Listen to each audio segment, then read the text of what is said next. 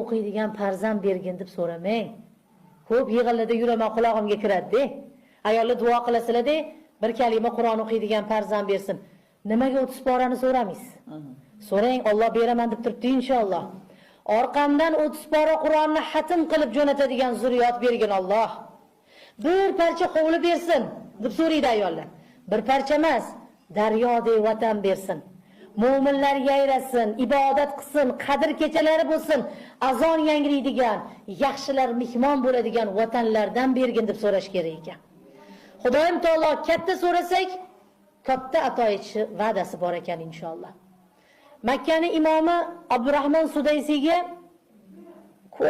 ko'plab saralashlardan keyin Makka tilloning imomi bo'lish baxti berilgan ekan.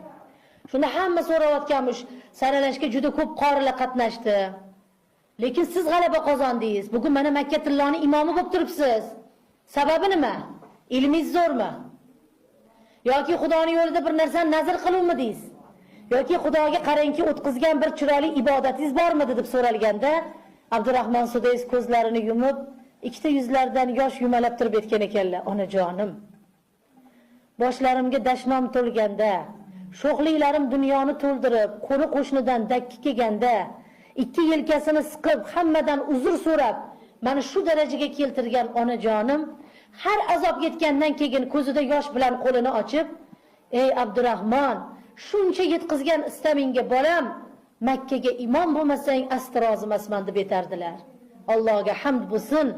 Bugun mendan zo'r ilmlilar turgan bo'lsa ham, onajonim duosi xayri bilan men Makka tilloga imom bo'ldim deb javob bergan ekanlar. Shuning uchun ey onalar, so'raganda siz gumon qilsangiz, boshqalar qanday gumon qilmasin?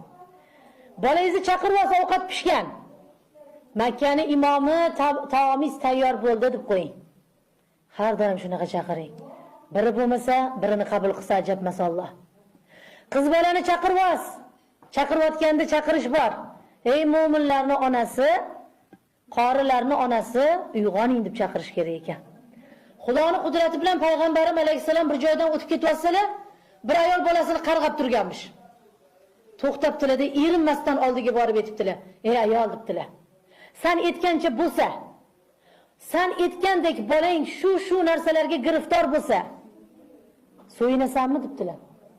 Haligi ayol yoqasini ushlabdi-da, "Tavba" deb gapiri. "Tavba qildim ya payg'ambar alayhisalom, jonimdan o'tkazib yuborsa shunaqa devoraman" deganlarda, "Joningdan o'tib ketsa bir so'zni o'zingga odat qil" debdilar. Nimani deb so'ragan ekanlar? "Burning yerga tekkur" deb aytgan. Bolangni burni yerga tegsa sajda qiladi.